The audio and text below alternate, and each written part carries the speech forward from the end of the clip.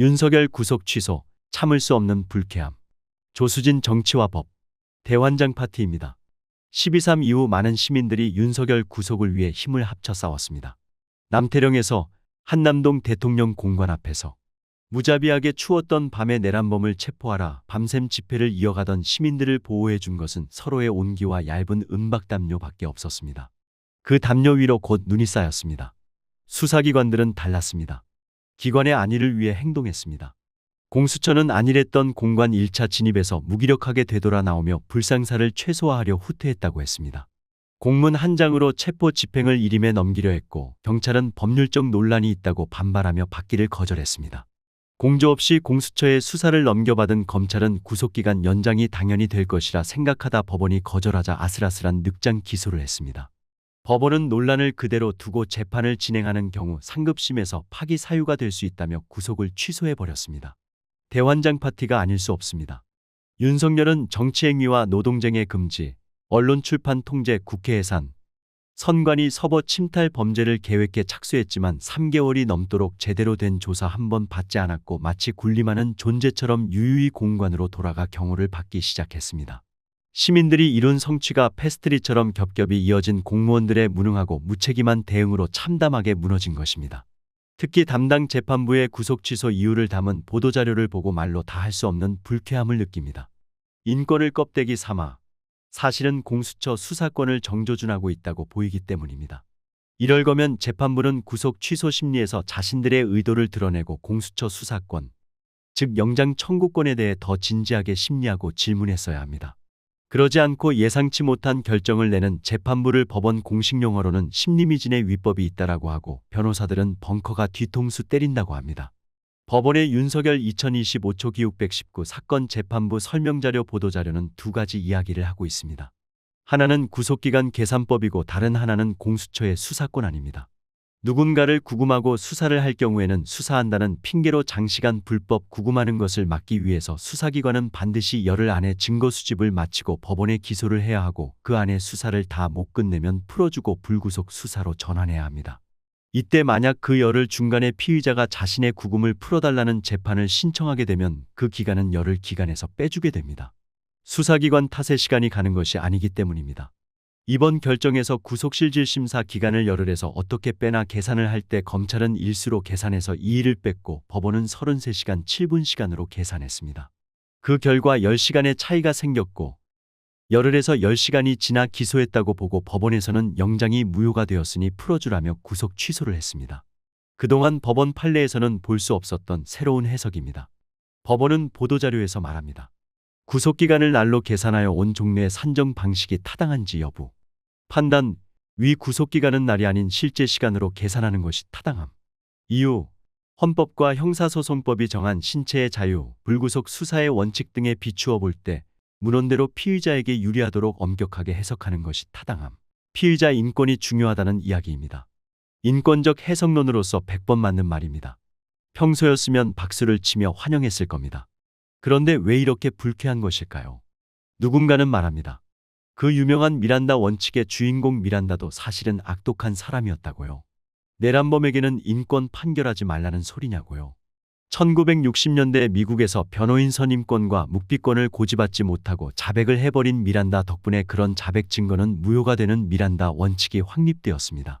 실제로 어니스트 미란다는 재심에서 그 자백 증거 없이도 납치와 성폭력 유죄 판결을 받은 악인이었고 징역형을 받았으며 출소 후에는 술집 싸움에서 칼에 찔려 사망하는 비참한 말로를 맞았다고 합니다. 절차적 권리의 발전은 때로 그냥 우연일 수 있습니다. 그러나 미란다 사건과 윤석열 사건은 다르기에 이번 재판부의 해석론은 너무 생뚱맞습니다. 미란다 사건에서 미국 경찰은 헌법에 하라고 되어 있는 고지 의무를 명백히 안 했습니다.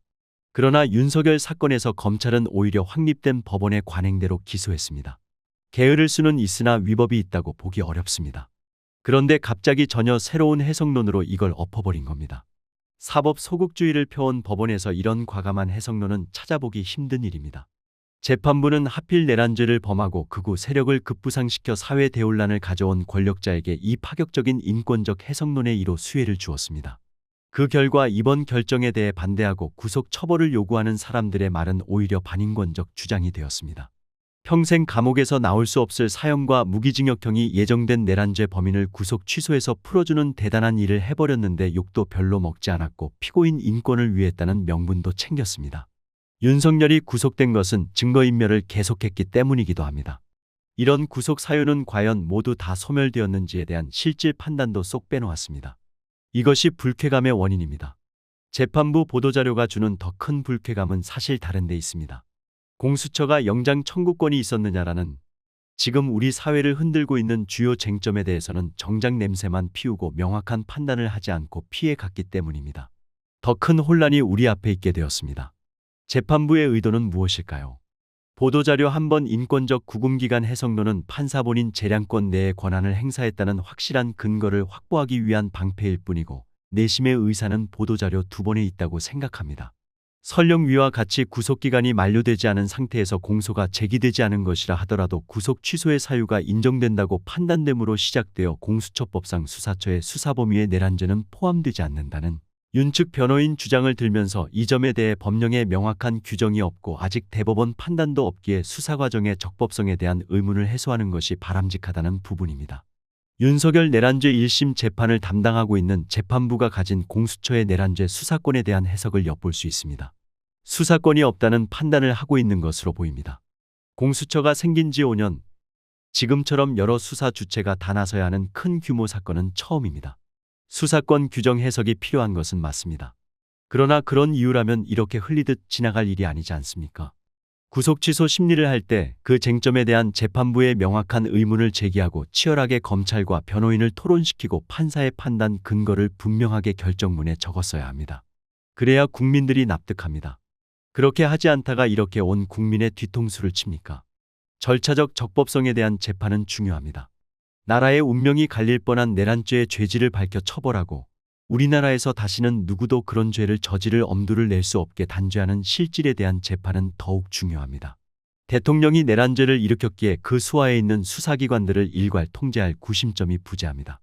대혼란의 시기에 굴리고 밀어 겨우 법대에 세운 사건을 껍데기 좀 까졌다고 열어보지도 않고 공소기각시키려는 것은 아닌가요? 재판부는 공수처 수사권의 의문을 가지고 있습니까? 그렇다면 앞으로의 재판에서 적극적으로 묻고 검찰에 추가 입증을 요구해야 합니다. 공소유지를 맡은 검찰은 가진 증거들의 증거 능력을 점검하고 재판부에서 의문을 가질 수 있는 모든 부분에 철저하게 방어를 준비해야 합니다. 법원이 그동안 우리 사회 약자들에게 내린 무자비하고 잔인한 법 해석은 셀 수 없습니다.